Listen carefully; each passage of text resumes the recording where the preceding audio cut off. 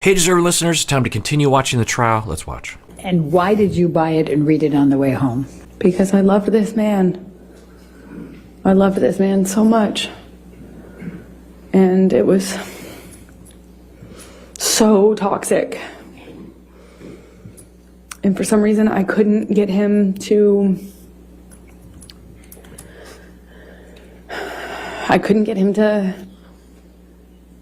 not hurt me. I could. And it seemed like I was hurting him. But we loved each other so much. At least I loved him so much. Yeah, I believe that to be true. Everything she just said there, I think she believes, truthfully. She didn't say anything about abuse from him. She said hurt her. And I think that she did feel that way. And they did hurt each other. They both were very hurtful to each other. I think one of the things that we can look at here, and I never know, but for some of you clinicians out there, particularly novice clinicians that are trying to still get a grasp on certain things like personality disorders, I don't know if Amber Heard has a personality disorder, but I would present this to a class as an example of a particular presentation that I've seen with people with borderline, or even more generally, just of attachment insecurity, I suppose. We could see, like when I see her talk this way, and we'll rewind it, I can see Johnny Depp with her as she exhibits this very tender, vulnerable moment, and you can imagine being in a relationship with someone like this. So let's just go with at least some of Johnny Depp's narrative that she would become abusive sometimes. And then there would be moments like this, and you can imagine it would be even bigger because they're in person and she desperately wants him even more, right? Because she's about to lose him. By this point, she's years out of the relationship, but you can still hear it in her voice. It sounds genuine. She even had a Freudian slip there of, we love each other. I mean, we loved each other so much. Like, I wouldn't be surprised if she had significant fusion still with Johnny Depp. That would be consistent with the conceptualization of borderline and attachment insecurity. The way that people with attachment insecurity, particularly like borderline and severe preoccupied attachment, is long after the relationship is over, the longing and the yearning to have that relationship back can still be very, very present and very, very intense. It's normal to have that over time, but for those who are attachment insecure, it tends to last a long time because it's a manifestation of their ongoing attachment insecurity and yearning that dates back to when they were 0 years old, because they were yearning at the age of 2, and so they're in this constant state of yearning towards someone to come back to them and someone to show them attachment security. So when you are having that cycle, and even if we look at the abusive cycle or we don't, and you have this moment where the person comes to you and is just like, I need you so bad, I love you so much, and you can really feel the individual's neediness of you. And it can provoke a lot of compassion and tenderness towards that person, particularly if you love them. And it can open you up, and it tends to open up people like in the Johnny position where you're just like, oh, well, this is the Amber that I love. This is the vulnerable one, the one that can cry with me, the one who loves me, the one who needs me. And that, I've talked about this before too, that there's a certain attachment insecurity that will fit well with people with borderline, because the borderline individual will express all of the vulnerability and the needs and will pursue. This person is also very attachment insecure, but they're not used to pursuing. In fact, they're really quite afraid of vulnerability. They tend to distance, as Johnny Depp has attested to, but yet they want closeness. And so they're in a state of waiting or running. And that state of waiting is waiting for someone to pursue. And when this person pursues, this person actually has a tremendous amount of soothing, because they're just waiting, longing, sometimes unconsciously, just, will someone please pursue me? Will someone please love me? Will someone please give me no excuse to run away, because the person is like all enveloping and is so needy and so in love with me and so desperate to be with me that I can actually open up for the very first time in my life. And it's a very dangerous dynamic, right? And we've seen potentially the result here. I don't know about the two of them, but they do have some signs of the complementary relationship between preoccupied and avoidant attachment. And by the way, some people will think I'm talking about avoidant personality. That's a whole other thing. Avoidant avoidant personality is different from avoidant attachment, by the way. So when she exhibits this, I imagine that Johnny Depp, in his desperation, I don't know if it exists, would see this and go, oh, yeah, I mean, I can choose between being alone, leaving her. They have these ups and downs, lots of conflict. So they're now in a reconciliation phase, or a potential reconciliation. He probably has thoughts about leaving her. She has thoughts about leaving him. And then he starts to come back to her just to have a conversation, and then she does this, right? And it's not control. People will frame it that way, manipulative, this sort of thing. It's not. It's genuine desperation. And when therapists work with people with borderline, it's a similar dynamic in that the client with borderline has their entire life not had any attachment insecurity, or very little of it. And so they meet a therapist, and particularly if the therapist is emotionally available and is stable and secure and creates a good enough relationship with the borderline client will be extremely needy to the therapist and will think about the therapist often, praise the therapist a lot. This is the idealization phase. It's framed on the internet as this manipulative phase, this narcissistic phase, this control phase. No, it can result in that for sure, but that's not where it's motivated from. It's from a 2-year-old, 3-year-old version of like, please, will someone love me? Think about a 2-year-old child who's left at the mall and is just running around looking for their parents. Someone please save me. And then they finally find their parents, and they hold on tight. They just never want to let go, and they're crying all the time. It is that. The adult with borderline has never found their parents in the mall. They're still looking, metaphorically, right? And so when they find the therapist, they're like, and all of their love, and sometimes they'll even fall in love and have sexual interest in the therapist, and that's normal.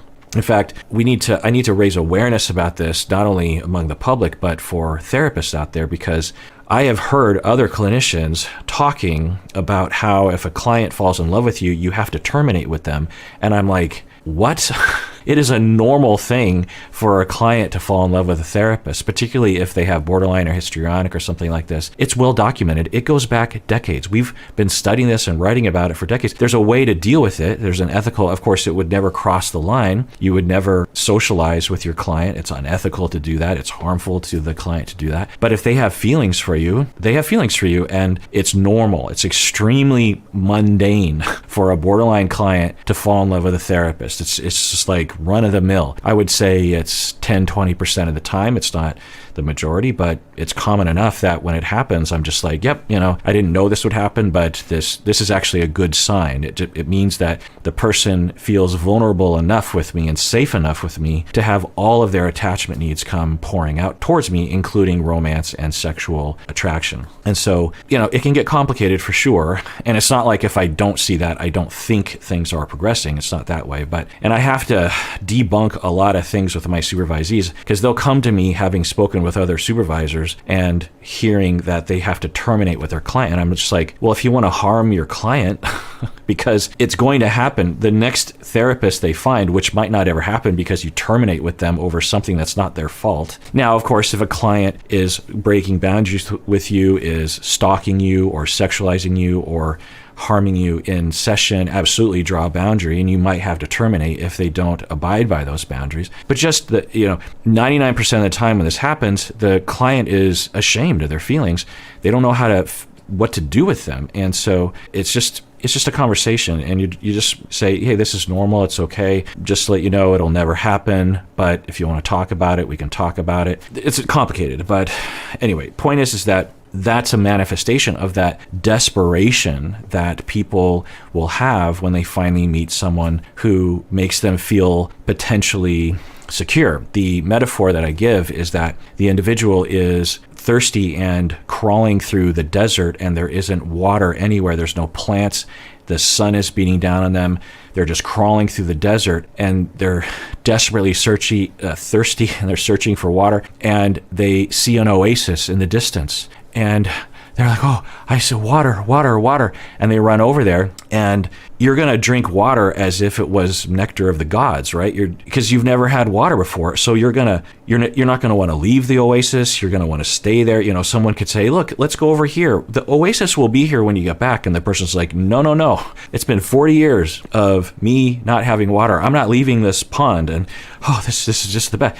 Well, that's what therapy can be like. That's what, when she met Johnny Depp, it could have felt like to her. And then, of course, when it turns out to look like a mirage, and you're like, wait, it isn't really water, or it was secretly poisoning me, then you get really angry at the oasis. The metaphor is sort of losing its cohesion at this point. But the point is that when she talks this way, it's a glimpse, I think, into their reconciliation process. That she's talking about after Australia, where there was blood everywhere, and the finger, and the massive amounts of alleged violence. They both say both ways. Lots of fighting, lots of drug use, lots of alcohol use, lots of drug use by her, which she hasn't admitted to, but has admitted to in the past, as far as I can tell. But anyway, a very rough time. And then she is leaving Australia, and she's in the airport, and she sees a book, and it's a book about how to improve relationships. She buys it because she's like, I want to repair things with him. I want things to be better. Why are things going so wrong? Why does he hurt me all the time? And that hurt part is, at the very least, it's he distances himself from me. I don't know why he does that. Now, he would say, because you attack me and you envelop me or whatever. And then when she meets up with him again, you can see the vulnerability. You can imagine that vulnerability coming out, and that tenderness, and that honesty, and that longing. And it would be very hard to resist that if you're in love with someone, because you say, oh, and this is another thing about the abuse cycle that people need to know, is that we have a really hard time understanding or depicting the phase in which the abuser will be very tender and very kind. And the way it's depicted in the media, it's like a manipulative phase. It certainly can be, but it's not usually. It's usually genuine tenderness. The people are in love with each other, and I think you can tell from the way they describe this. And because when we hear about people staying in an abusive relationship, you're just like, why do you stay in that relationship? Well, it's because a lot of the time there isn't abuse, one, and two, the individual can often be extremely tender, very vulnerable, very kind, and real. They're not lying when they say, I love you, I don't want to lose you. So let's rewind this. I couldn't get him to not hurt me. I could. And it seemed like I was hurting him. But we loved each other so much. At least I loved him so much. And I didn't know what to do. I didn't know what to do with this relationship. It was awful and toxic, but it was so important to me, and I loved him so much. I would have read 1,000,000 books. Yeah, I mean, it kind of even brings a tear to my eye. I think she's being honest here. By the way, to summarize what she's been talking about thus far, I've been taking notes to kind of save a little bit of time for you and me. She talked about how that day with the lost finger, there was smeared food everywhere, paint on her clothes, smeared blood and paint on the walls, writing different things, and we saw some pictures of that. Lots of verbal abuse from him during that incident. So according to her, the loss of the finger incident, he was, prior to losing his finger, in a very cruel, brutal manner, beating her, throwing her around, essaying her with a bottle. And then at some point they separated, and she wasn't there, and his finger was lost. She, I think, is hypothesizing that he cut his own finger off. So that's a wildly different story than his story, which is she was berating him, and he was hiding in the bathroom, and she's yelling at him, and he's just locked himself in the bathroom. She's like, you have to talk with me, you have to talk with me. And then eventually she goes away. He sneaks out, and he starts to drink. She finds him and throws a ball at him, misses, throws another bottle. That's when the finger comes out and puts a cigarette on his face, and then that's when the witnesses arrived shortly after. Or then he started writing stuff on the wall with his blood. So there's a bit of an inconsistency there for him in that, and maybe I'm missing something, but if someone throws a bottle at you and you break your finger, or your finger is now on the floor, some of your finger, you would think you wouldn't then take your blood and just start writing different things around and then call people to come over, right? But I don't know. Who knows? Trauma involved in it. I think he was way more intoxicated than he claims he was, because according to him, he just had a few shots of vodka, maybe even just 2, and that was the only substance that he had used that day. She claims he had been binging on all sorts of substances all day long and all weekend long. I think she, in a previous interview, said that she was on all sorts of things, Xanax and Ambien and cocaine, or I don't know, other kinds of things. Who knows? But MDMA, and she claims that he took like 10 pills of MDMA. Anyway, so there's some inconsistency there. It's hard to know. I think most people believe Johnny Depp's side of the story, but it just sounds like a pretty wild 24 hours. Anyway, so then it's blood on pillows. So it was just blood everywhere. And every time I think about that, I just think about his finger, and it kind of gives me the willies. But then she claims that he said, "I'm going to effing kill you," which we could imagine him saying, but who knows. She claims that she was bleeding from the SA that he committed on her. It was during this time, as the lawyer is asking her questions, it seemed like she was feigning emotion, because the question would come up and then she would kind of step into this space of emotion and telling a story, and then she'd stop and kind of look. Now, I can't tell, but it just has some feigning aspects to it. But I don't know. I don't want to accuse her of that. It could be absolutely truthful. There's no way for me to know. She says that she had bruises, this brutal, violent, multi-stage attack where he's throwing her around a room, he's punching her repeatedly, he's using bottles on her, he is yelling at her and slapping her around and all sorts of things. And the lawyer asks, "Did you have any wounds from that?" And she says that in a kind of a very, I don't know, flippant way or passing comment. She's like, "Yeah, I had like a bruise on my chin." And then she says very quickly, I didn't think to make a record of it." Now, of course, for people that go through abuse, the vast, vast majority do not take a picture of their bruises. They're too busy trying to survive, or they're too traumatized to think straight. So it's not unusual for someone to have evidence of an attack and just not think to take a picture, or worry, if I take a picture and he finds the picture, then I could really get it. Or if I take a picture, I have to acknowledge what's happening, and that might be really hard for me. So there's a lot of reasons why people might not take a picture, which I would guess would be a majority of the time. Having said that, I think up until this point, Amber Heard has already taken lots of pictures, recorded things along these lines. So you would think that when she has a few days to recover from the physical wounds, somewhere along the line, you would think she would take a picture, but who knows? Plausible that she didn't. But I don't know if a lot of people believe that. I don't know if the jury would believe that, again, given the other kinds of pictures that but maybe that was later on when she actually started, I better start taking pictures. At the beginning of our relationship, so I recognized the name, but the date was right after the wedding.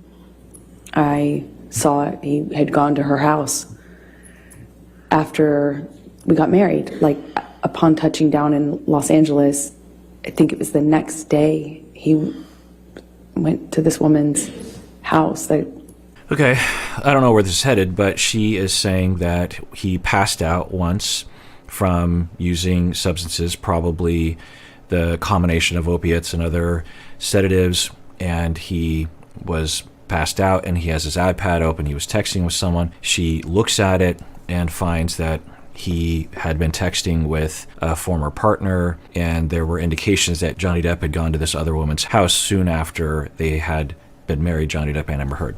If he was cheating, that's bad, but it doesn't justify abuse. So I'm trying to figure out where this is headed. The other thing that I wonder about is her claim is that the iPad was just showing, and all she had to do was he's passed out, and she looks at the iPad and sees that text exchange. That's possible, absolutely. But it wouldn't be unusual for someone with Amber Heard's presentation or the conceptualization of her, which I don't know is true, to invade the privacy of their partner, particularly around texting and emails, because of the paranoia and worry about cheating and the belief in entitlement that they might have in a variety of domains, including invasion of that privacy. They feel so hurt and so desperate, it feels okay to them to do those kinds of things. And of course, that will push your partners away, might even result in them cheating on them, not that that's okay.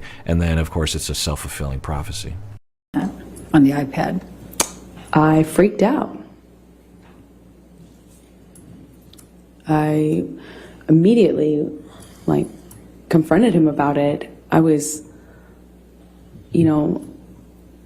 I didn't care in that moment if he did kill me, which is likely in confronting him at that stage of our lives. I didn't even care anymore. At this moment, he had already ripped my heart out. It's like, I've just been through after having been through what I... Yeah, I think this story is meant to paint a picture that early in the relationship, when he had all the power and he was abusive, that's the narrative of Amber Heard and her team, that she would put up with it.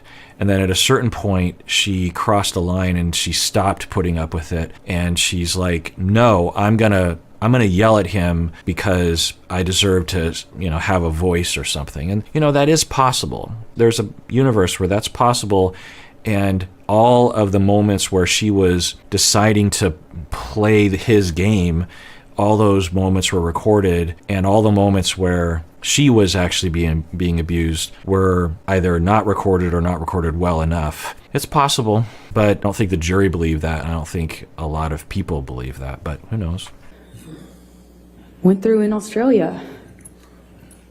Just weeks prior, I see this. It was like...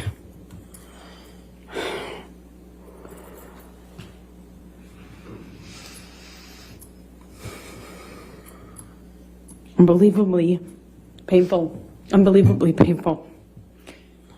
So, what did you do?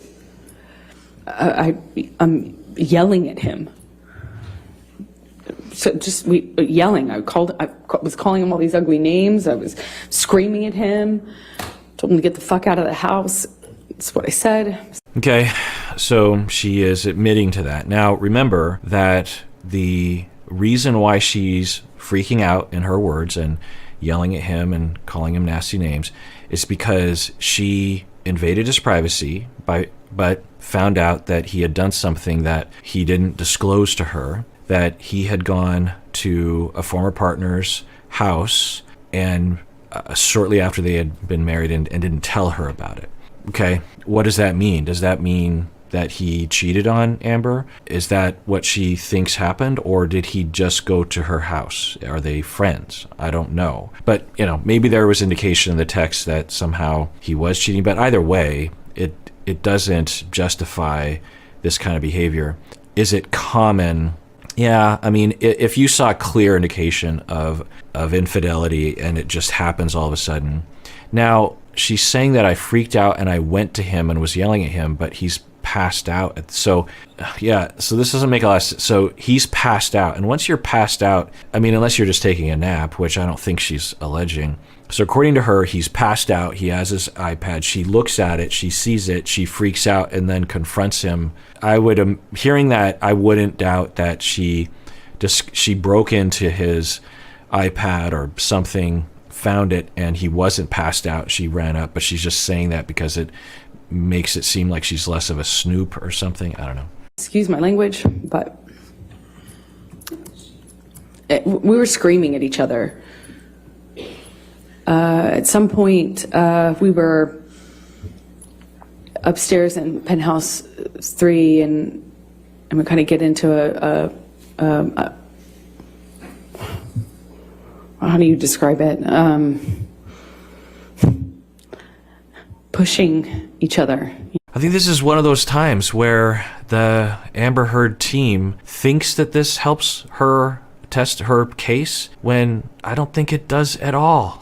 She's saying that she completely flipped out and initiated a fight with him, and he fought back verbally, and then she escalated it, and it became physical, and they both pushed each other. I don't understand how that helps Amber Heard's case. Now, it's probably true, so kudos to her and her team for saying something along these lines. Maybe that's the strategy, is it lends credibility to the overall testimony or something? I don't know. You know, and I just remember being so mad at him for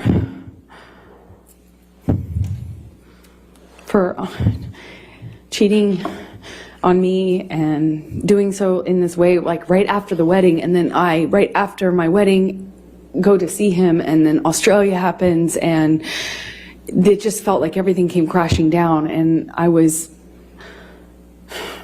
so hurt. So I'm not really understanding the timeline, but I wonder if the jury would say, well, it sounds like soon after getting married, your relationship was already falling apart. And if he did cheat on you, that's not okay. But it sounds like he was probably thinking the relationship was going to be over soon or something. Again, that does not justify cheating at all, by the way. But again, I think people hear this and think, well, it's not good that he cheated, but that doesn't justify yelling at him and verbally abusing him and getting into a physical altercation with him. You can be upset, you can be hurt, you can speak your voice, but you can't verbally and physically assault him. And it's interesting to hear her tell this story. You know, trying to stand up for myself, and Johnny would, at that stage in our relationship, he would just throw me, shove me, hit me in the face. I mean, it was just like all I could do is just try to fight back, or try to not get more hurt than not doing anything would have certainly left me. Yeah, it's fishy. It's possible, absolutely. And I've worked with victims who would occasionally be violent out of self-defense, absolutely. But it's usually under different circumstances. The sort of circumstances would be if your abuser was on top of you, you might punch them in the face. If they've cornered you in a room, you might push them. If they won't let you pass to get to the phone, or it's usually like they're restricting your movement, and the victim will be violent to get free. They're trying to get to safety. That's the thing about victimhood in an abusive relationship, is you just want to be safe. I mean, just think about for yourself, like when there's a physical threat, like say you're in a restaurant and you start to hear some rumbling and you look over and someone has a knife or something. All your thoughts of everything else goes out the window. All you can see is the knife, and all you want to do is get away from the knife. You don't want to go toward the knife. You don't want to eat your food. You don't want to have a conversation. You don't want to look at Facebook. All you can think about is that knife, and you want to get away. Well, that's the frequent state that a victim is in. Now, sometimes they have to go toward the knife to calm the knife down, if you will. And sometimes due to other kinds of trauma reactivity, they will freeze or appease or fight, right? But usually if you can get away, you will, right? And Johnny Depp, many stories, including from Amber Heard herself, and on the recordings of him leaving. He was trying to get away. Even in the recording where they're supposedly trying to demonstrate that Johnny Depp was being abusive to her, there's this kind of garbled thing that she's saying. It's maybe "get off me," something like that. And then he's saying, "let me go," or I'm leaving now, or he's saying repeatedly, I'm going, or something like that. And so we see that from him. Now, I think that's also his avoidant attachment manifesting, but consistent, moving away. For her, in this story right now, she's claiming that he had evidence of cheating. She goes after him, creates a fight. It gets physical. Do we think that Johnny Depp at that point was just like, how dare you? And this started hitting her? I mean, it just doesn't fit the profile, but who knows? And she says, I was just at my wit's end. That's when I just started letting him have it. Again, it kind of makes some sense. I mean, that could make some sense with a lot of alterations to the overall narrative that they're saying. There could be a thread of truth to the fact that she did cross the line at a certain point, and that's when the gloves kind of came off in a certain way for her. I don't know. Not that she wasn't abusive already, but then the gloves really come off later on, but who knows. And then she's claiming that, they're in a scuffle that she admits she initiated. He's pushing her away. She's claiming, well, she's not saying push away. She's saying pushing and shoving. Now, if we imagine what the jury is thinking, they're probably thinking, well, he's defending himself or something. And I'm sure Amber Heard wasn't completely innocent, but she even admits she got physical with him. And then they're going to her sister's room in the penthouse that they live in Los Angeles. And she's saying that, sometimes I just had to fight back. It's like, again, usually you want to get away. And all the witness accounts of how Johnny is trying to get away and she's throwing stuff at him. The person that worked on the island resort says that, she hears Amber Heard throwing something. Johnny Depp is coming down the stairs with a bruise on his nose, and they're talking about how she threw a can of mineral water at his face, and he's trying to get away, and she's chasing. And then the bodyguard, I think it's this incident actually that they're getting to, Johnny Depp is trying to go down the stairs and Amber Heard is chasing him through. That's not what victims do. Could they do that occasionally? Absolutely.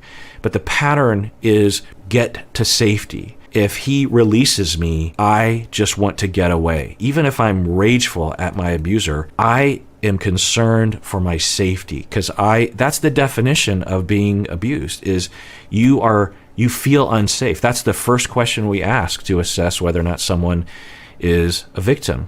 Do you feel safe? Do you feel emotionally safe, physically safe, financially safe, physically safe, sexually safe? Do you feel safe? That's a very quick way of assessing whether or not someone is being victimized. It's not always an indication, because sometimes there's nuance to it, and sometimes victims will say, I feel safe, when they actually don't really feel safe, or they don't really understand what you're saying. But 9 times out of 10, that one question will be the beginning of a longer conversation. But anyway, so the way she describes it, just because that's the big question here, right? And of course, we already know the verdict, because I'm watching this well after the verdict came out. But I'm still curious as to what really happened, because, just because we have a verdict, that doesn't mean we know what happened really behind the scenes. And so I'm still trying to figure that out. Trying to stand up for myself, and Johnny would, at that stage in our relationship, he would just throw me, shove me, hit me in the face. I mean, it was just like, all I could do is just try to fight back, or try to not get more hurt than not doing anything would have. So the thing she's saying right now is consistent with a victim, but the way she describes the interaction is not. The way she says that right there, yes, victims will say that. I was trying to fight back to get to safety, or I didn't know what to do. I just was fighting back because I didn't want to be abused anymore. You'll hear that. But when she describes the actual events, it doesn't match up with that. But I could be missing something. I don't know what happened immediately after that, but I remember he left. He was out of the room for a while.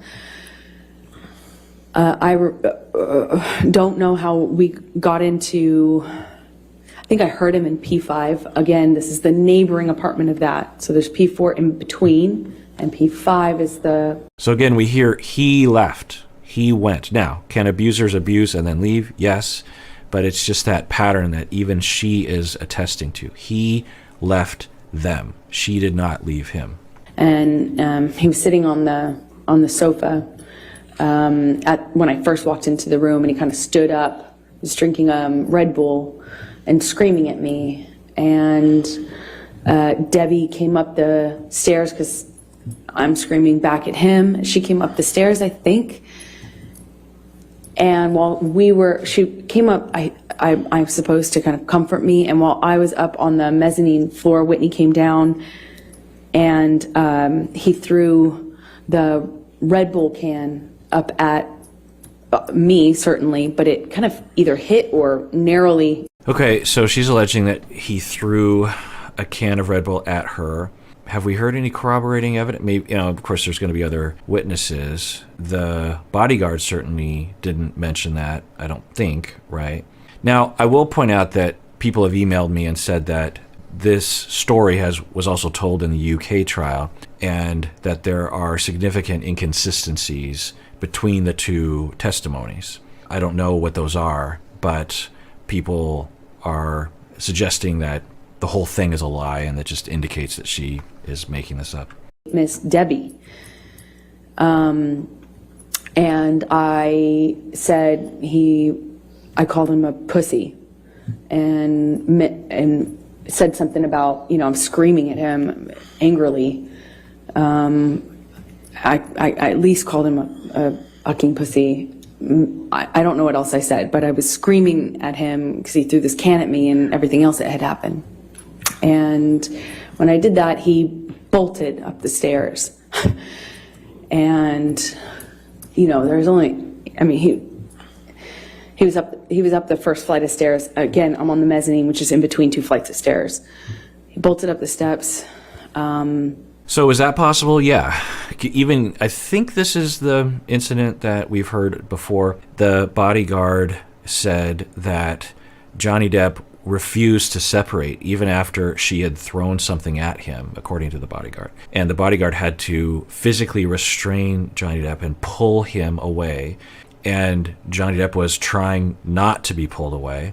And then later, a few minutes later, after things were calming down, Johnny Depp was berating the bodyguard, presumably because he physically restrained him. And the bodyguard was like, I can't stand here and just watch these two people yell at each other, and Amber Heard's going to throw stuff at Johnny Depp. The bodyguard also said that while the bodyguard was trying to get Johnny Depp away, that Amber Heard came around from behind the bodyguard and hit Johnny Depp in the head. So we've heard this story before, but yeah. So she says that Johnny Depp ran up to her. He threw something at her. She calls him a name.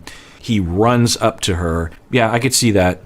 Who knows about the Red Bull can, but I could see them yelling at each other and him running up to her. And I don't know.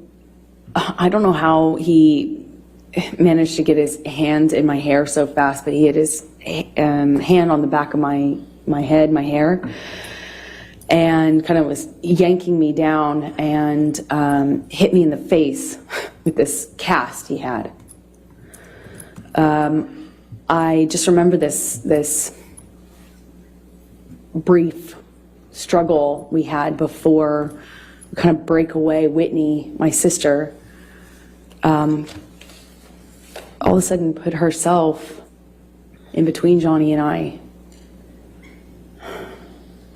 She just threw herself like in the line of fire or whatever. She just all of a sudden was there and was trying to get Johnny to stop. Okay, so according to her, Johnny Depp grabbed her by the hair, punched her in the face. Whitney was trying to get in between them.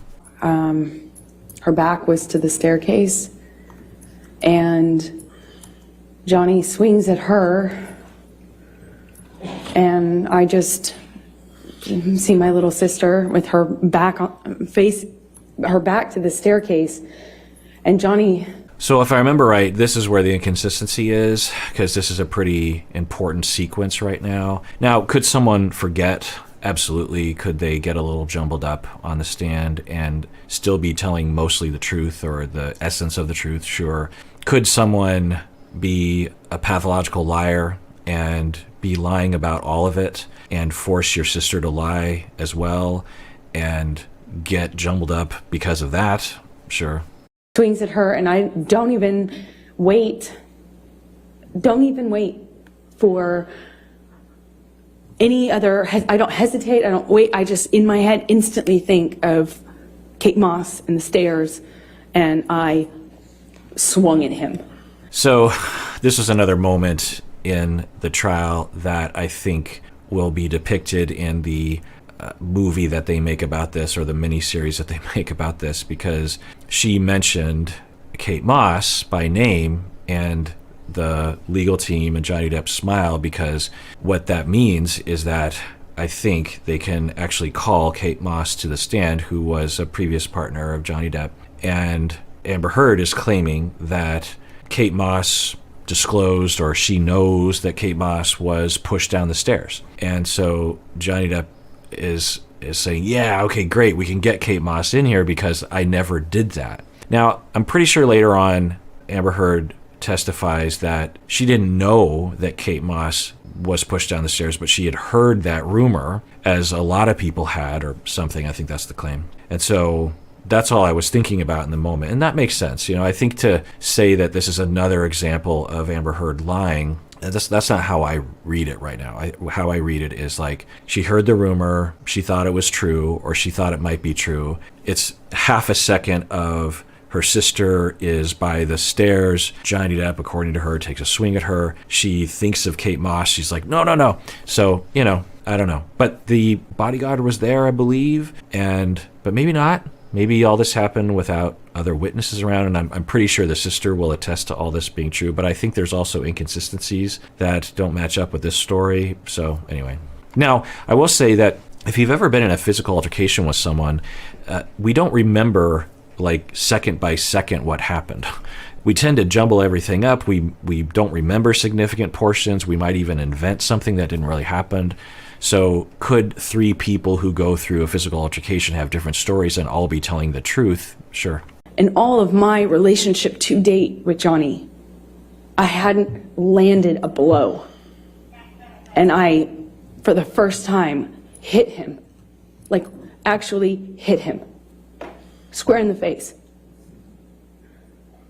He didn't push my sister down the stairs. Again, it's fishy. It's possible, absolutely, the way she tells the story. If someone told me this story at a party or something, and they were just telling, I would be like, oh wow, I wouldn't disbelieve them. But given everything that we've heard, it's just another story where it's like, is that what you would do? So just imagine your sister is about to fall down the stairs maybe, and there's a violent person between you and your sister who might, you're wondering, push your sister down the stairs. Would you hit the violent person? That's not what I would do. I would try to get to my sister, or I would try to pull Johnny Depp away, or I don't know, but I wouldn't hit him, right? Like hitting him, it seems like that would just make it worse. Now, in the moment, you're just reacting. Maybe that's what's going on. But if we're looking for inconsistencies and we're trying to decipher truthfulness, and we're looking for signs of inconsistency or non-believability, then I think this is just yet another moment where you're like, is that really what you're claiming? That you punched him? So you have stairs, sister, Johnny, you, and then you punch him because you don't want him to it doesn't seem to be the impulse that you would have, especially if that was the sole reason why you intervened, right? And all my time of being in that relationship to that point, hadn't even landed one on Johnny. Sure, I had tried to fight back, threw my arms, flailed my arms, hit whenever I could to try to block blows myself, but never landed anything. Yeah, that's possible that it was the first time she quote unquote landed something. It's an interesting way of putting it, right? That sure, I had swung at him several times and tried to land a punch, but this is the first time that I landed a punch. That's an interesting thing to say, right? But anyway, it's possible that this was the first time that she physically actually punched him in the face, and all the other moments were thrown things and other kinds of objects. And Johnny kind of looked stunned and then laughed at me, and then lunged at me again. And before I know it, security stepped in between us and pulled Johnny away. Okay, yeah, completely different from what the bodyguard was saying. Now, the sister, I think, will confirm, or for the most part, but maybe be inconsistent with her story about this. and the bodyguard has a completely different story about what happened. So could the bodyguard be loyal to Johnny Depp and lie? Yeah. Could Amber Heard's sister be loyal to Amber and lie? Yeah. I think it just comes down to, if you're the jury, like, given all of the evidence, does this make sense to you? I mean, at the very least, it would be completely reasonable, given her story, even if you had no other knowledge, and given the circumstance that this is a trial, that you would think, well, it kind of sounds like the two of you were just fighting with each other, and verbally and physically with each other. And both of you were doing some really horrendous abusive acts. It was mutual between. Yes, he might have done those things, but I'm guessing you're downplaying your side of it. You're actually saying that you were violent with him, and I'm guessing it was worse than that. And it just sounds like the two of you were really awful to each other and abusive of each other. Given everything that I know about the case, that sounds like the most reasonable actual event that happened, right? That they were both abusing each other. And could you describe to the jury what that is? It was chunks of my hair that Johnny ripped out while dragging me and punching me. Thank you. Okay, so she has been describing in graphic details the abuse that she went through from Johnny Depp, and I've been taking notes that he held her down, was repeatedly punching her, and that she passed out from the brain trauma, I believe is what she's saying, and she doesn't remember all the things that happened, but she does remember waking up in the aftermath by herself, and that he dragged her across the room, and there's hair that was ripped out of her head, that she probably had a concussion, and that she had a broken nose. Okay, so one, that's awful, and if that happened, that's awful. Two, she was taking pictures to document it. There was a nurse there actually as well, so if that had happened, there would be a lot of evidence of physical trauma. So that we have the hair. Let's see what else we have. This is my face with a busted lip, which it's difficult to see in this picture, but... Okay, so you do see the signs of nose trauma, and I don't see anything else, but it doesn't mean it's not there. And also, I should mention that you can be beaten and not show a lot of overt signs, but you usually do. Especially the way she described it. It sounded like he was a wild man, just repeatedly punching her as hard as he could in the face. I'm not a medical person or a forensic person, so don't take what I'm saying seriously, but after seeing a lot of people have physical trauma from abuse, I can tell you that there's often lip trauma, nose trauma, eye trauma, bruising that is extremely noticeable. And this is noticeable. That's noticeable for sure. But if I saw this, I would think that she was punched once or twice, not especially when she says that she was concussed to the point of passing out. From her description, for several minutes, maybe an hour long, she was out. To have that much brain trauma, and often and again, I'm not a medical professional, but I've had a lot of brain trauma and past. I played a lot of sports growing up, and also just fell down a lot as a kid. And I can tell you that the amount of brain trauma that you have to have in order to pass out, now sometimes it's just you get hit in a particular way. But from the sound of it, if someone told me that description, I would assume that their face would have multiple wounds that would last maybe for weeks. And this does not look, again, I'm not a forensic person. I'm just basing this on my own personal experience with this sort of thing. So maybe someone else could say that this is absolutely commensurate with her description. Now, could he have been physically abusive and there is a bruise and she amplified it because for some strategic reason or she can't help herself? Yeah. And that also makes me wonder if her issues or the strategy harmed her. That if she had kept it more contained in terms of the allegations, might the jury have believed her more? I don't know. My two black eyes, one is worse than the other. Like I said, maybe a day or two later. So she's saying a day or two later, I think to emphasize that she has had time to recover. And again, if you've had significant facial trauma, you don't recover in a couple of days. The other thing is she took a picture of the hair on the ground, which I assume was soon after. I'm guessing she didn't leave that hair clump on the ground for several days, right? And so we're supposed to believe, again, you're just thinking from the jury's perspective, that she took a picture of the hair immediately and then waited a while to take a picture of the face, and that the trauma to her face had recovered by that point. It just, it just doesn't add up. It's possible, of course, but it's not likely, right? My broken nose. Okay, so this is another angle at the same moment, and she keeps emphasizing this is sometime after. Okay, if this was 2 weeks later or even a week later, I might say, okay, maybe. But again, why would you wait a while to take a picture? Now, as I've said earlier, most people don't take any pictures.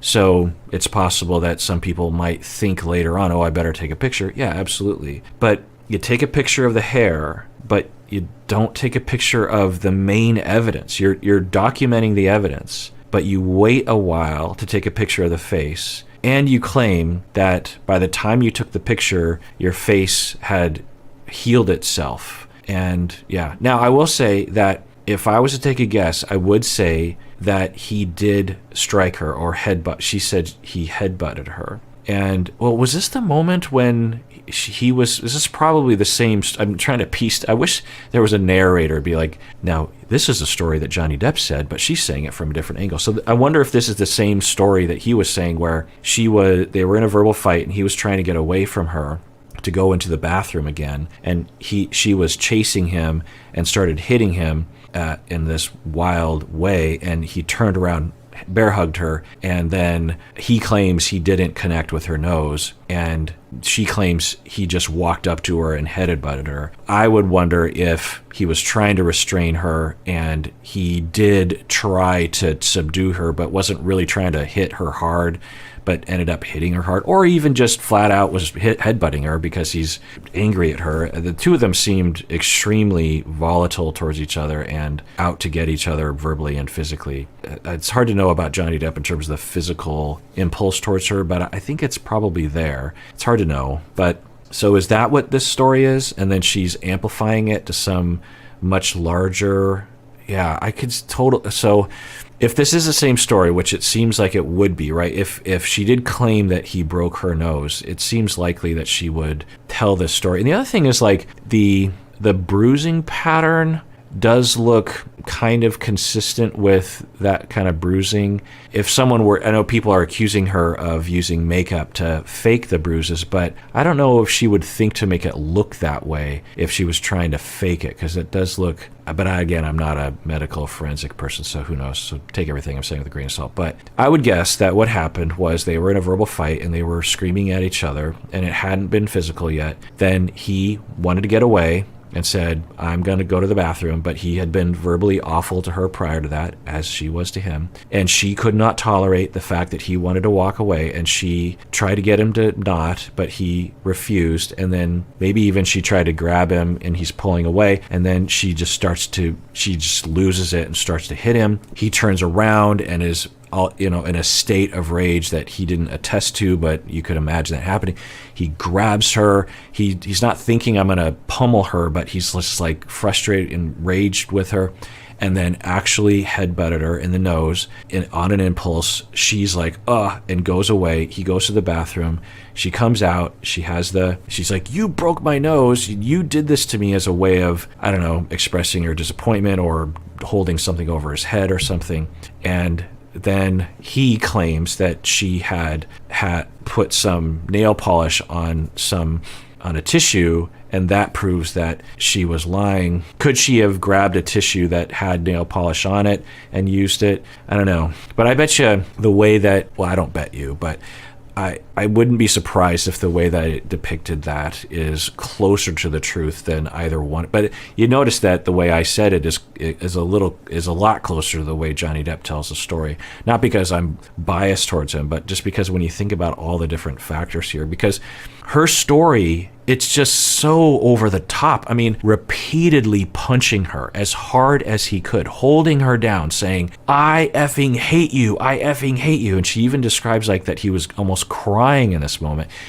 And then she passes out. She is concussed to unconsciousness, wakes up some time later, and this is the injury that she claims. Now, that's a significant wound. That's a hard blow, maybe even 2 blows, who knows. But it's not repeatedly, I'm looking at my notes, repeatedly punching her and holding her down with her hair and just repeatedly punching her. And yeah, I mean, it just, like you could see how the jury would be like, what? Let's look at defendants 516, please. Okay, this picture, according to her, is the next night after Johnny Depp allegedly had repeatedly punched her in the face. And that looks actually less severe than the other picture, which she claims was several days later or a couple days later or something. So if I was to take a guess, which would make total sense, she went through an event, she takes a picture of the hair, she takes a picture of her face, she does show signs of trauma to the nose, and then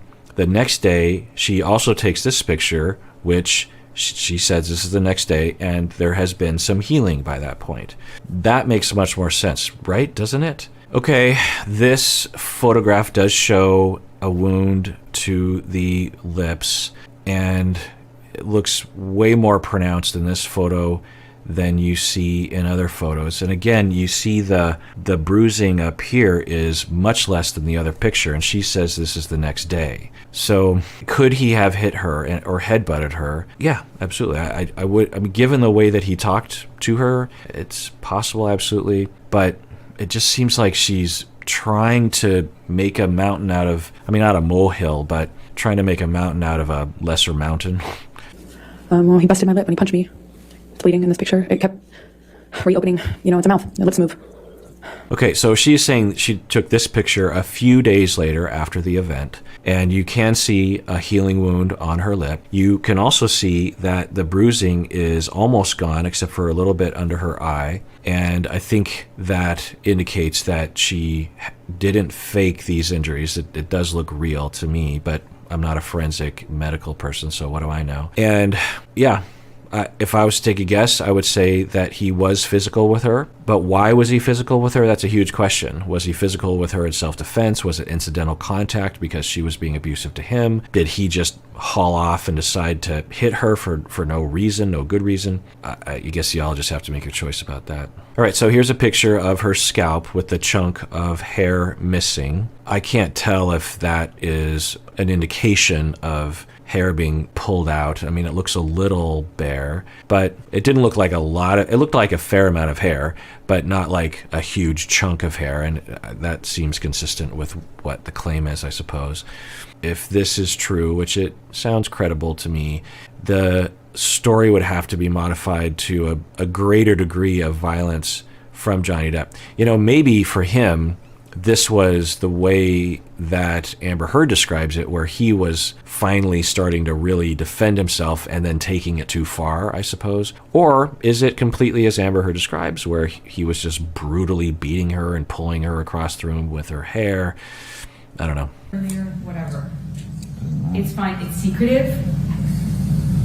It's deceitful. You already you had trouble with me before when you said to me that you didn't feel like you were told when I was recording you. So please stop. You didn't. Please stop. You did not. Please stop. Fucking acknowledge what I'm saying before you keep making demands. You are not a school teacher. Shut the fuck up. Don't Listen shut to up. me, and then you can fucking respond. Understand? You ain't nobody's fucking mom. All right, so given everything that we've heard, this is another incident where he is being verbally abusive, and she was being not abusive but controlling over the conversation in the beginning. But we're hearing his temper. He exploded. You hear that. That's extreme right there.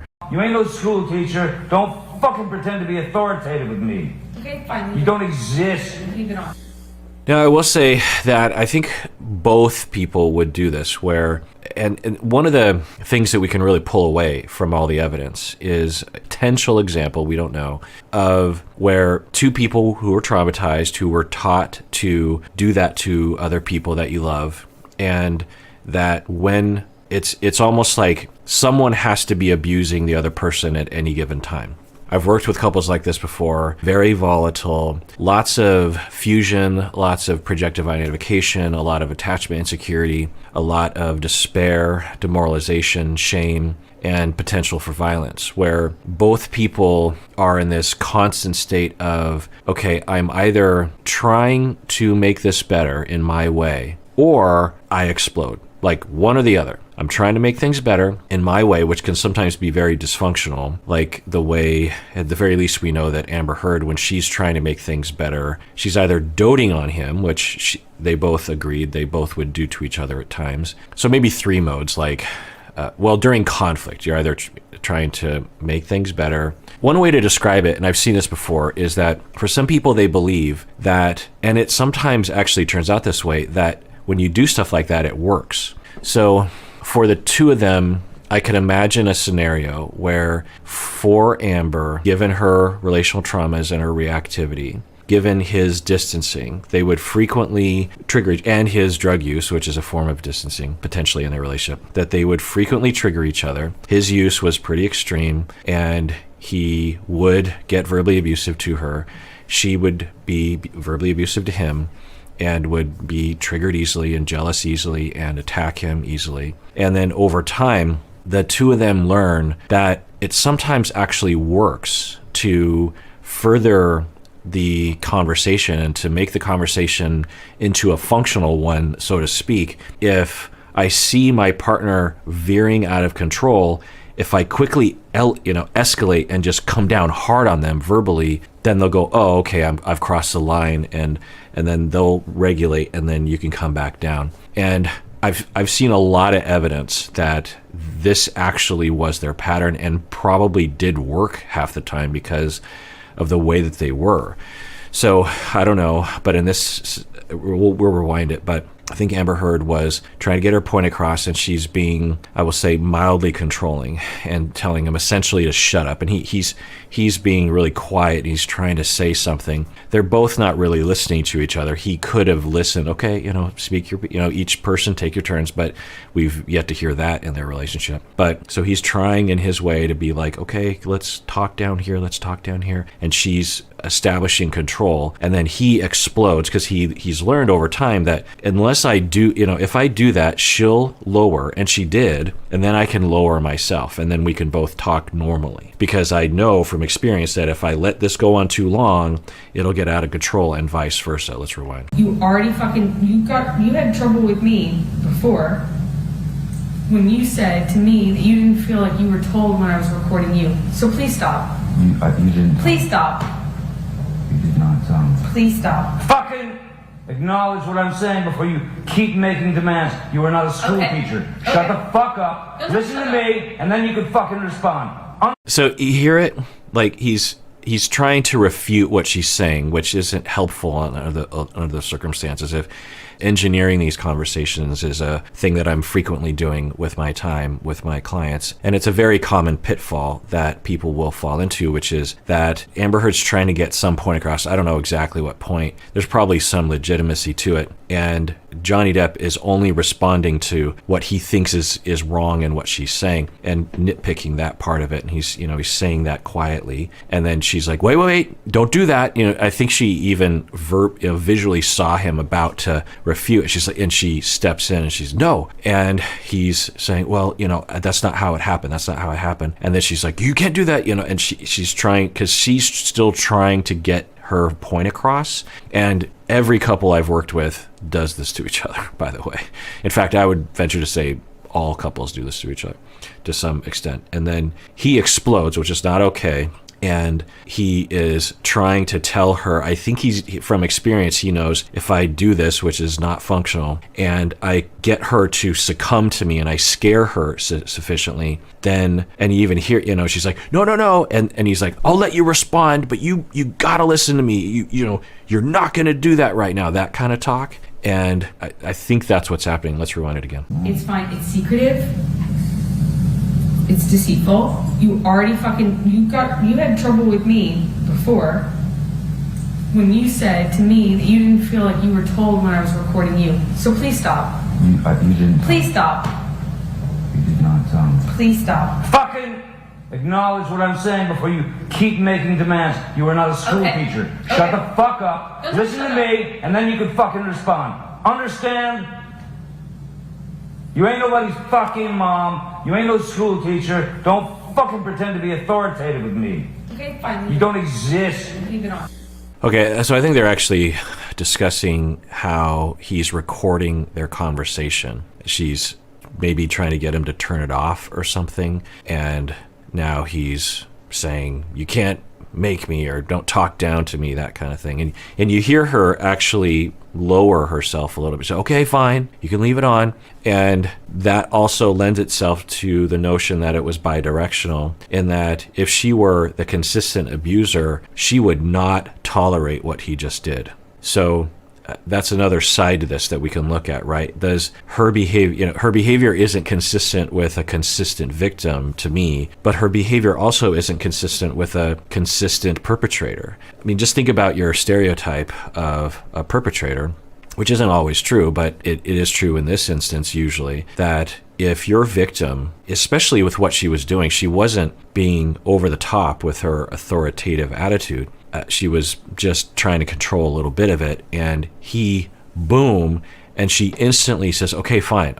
So is that what a perpetrator does? Not usually. Could a perpetrator do that in the moment? Yes, but it's looking more bidirectional, 50-50 or 60-40 or something to me at this point.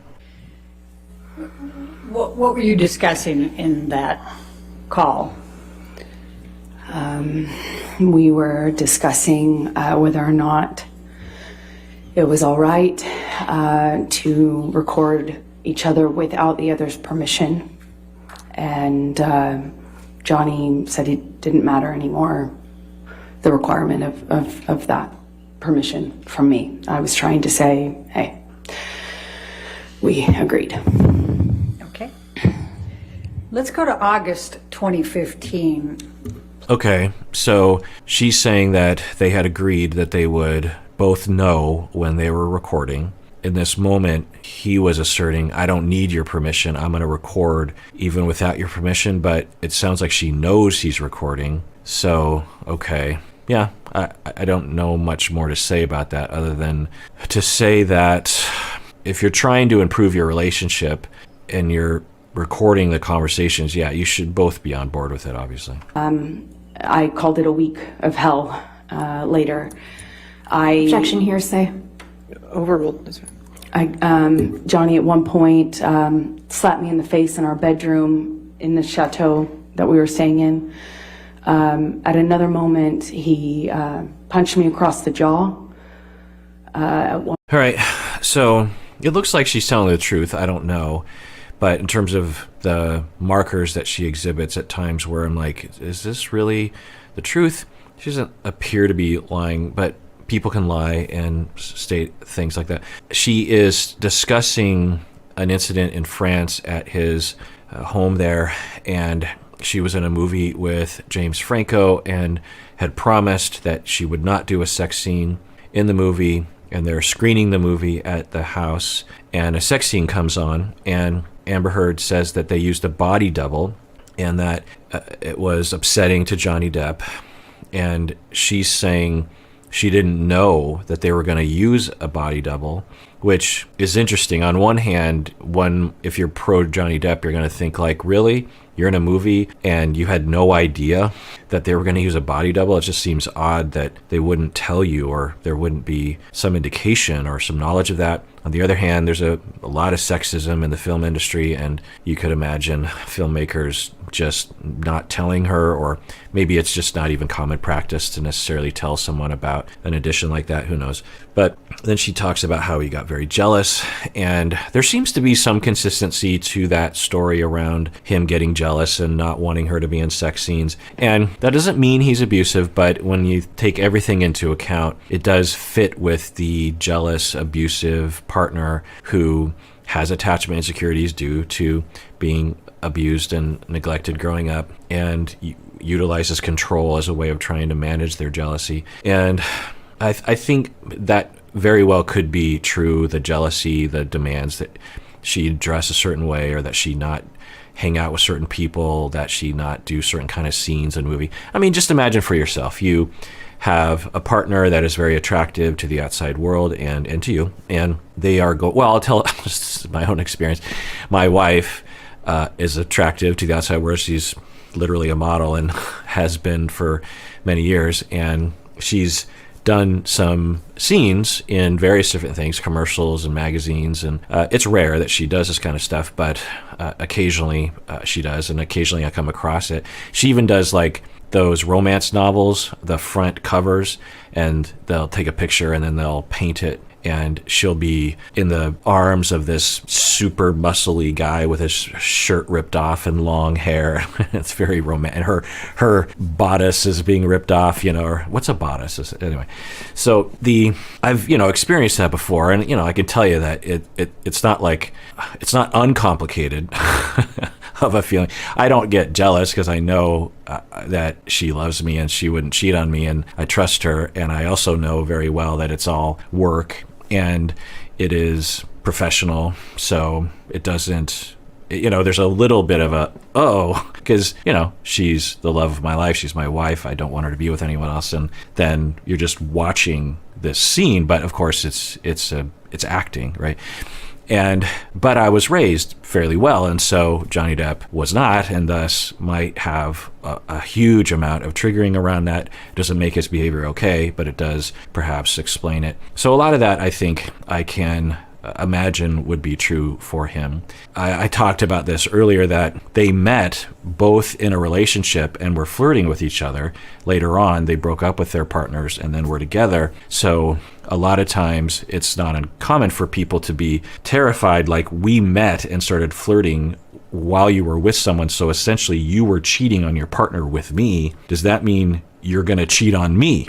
So that sometimes can play into that. But so then she says that he got jealous and then he beat her again. She had a concussion, and this time she said it kind of in an odd way, that this was the first time that I knew I had a concussion. And just going back, I've been watching a lot of this and not really commenting on it, but there was another really detailed account of, I'm looking at my notes, of abuse and SA, a huge, cruel, horrific, abusive moment from Johnny Depp to her. The picture of, I believe they're on a boat, Johnny Depp's in a tuxedo or something, and there's a picture, and he has what seems to be some pretty significant face trauma. She was asked about that, and Amber Heard said that that was a defensive wound to his face because he had brutally attacked her, and during that attack on that boat, or around that time, she had been again concussed to unconsciousness. So she has claimed two incidents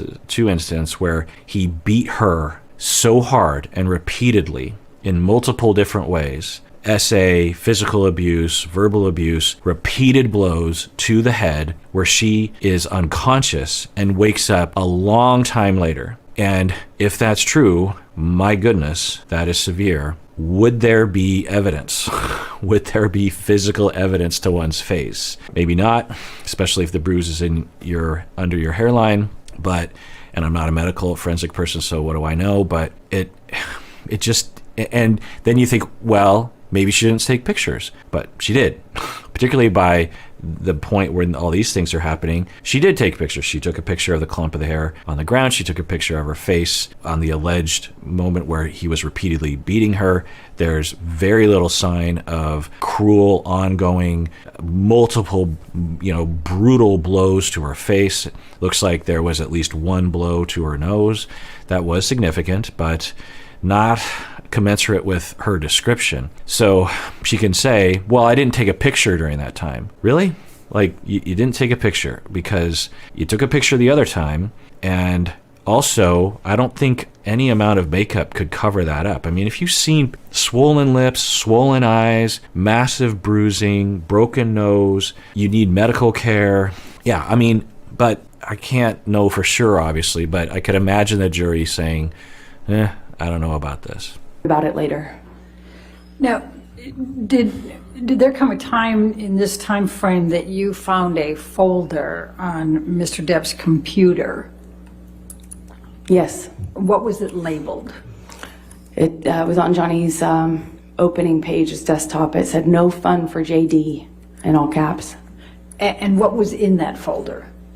It was a collection of pictures of me from various red carpets, starting on the press tours that I had been on, where I zoomed in pictures of what he thought was, like inappropriate clothing, side boob, cleavage, anytime I moved. Objection calls for speculation. Okay, so according to her, she found a folder on his desktop. It said, "No fun for Johnny Depp," and in the folder was a bunch of selected photos of her wearing revealing clothing in public. And yeah, I could see that.